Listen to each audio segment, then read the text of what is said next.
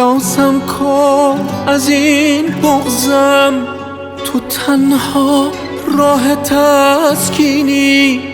چه حسی بهتر از این که خودت اشکامو میبینی. خلاصم کن از این دوری، بهت نزدیک تر از این شم.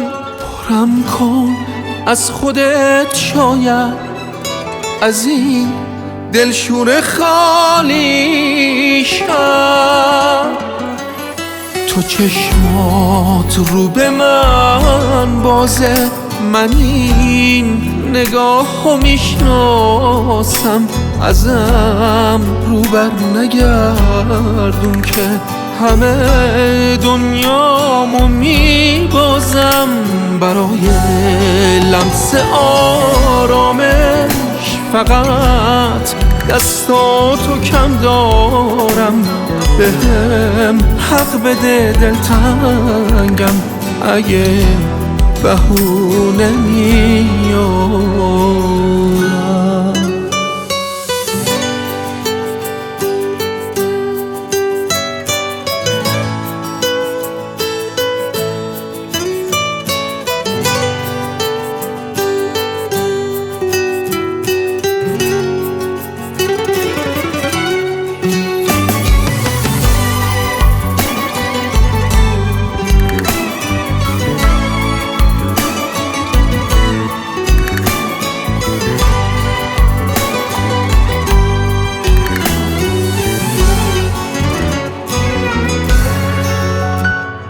از تنهایی میترسم، نذار احساس کنم دوری.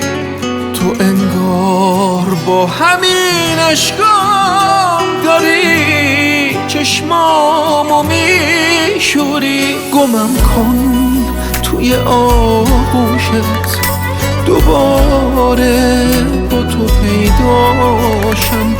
تو تنها آرزوم هستی، تو باید باشی تا باشم.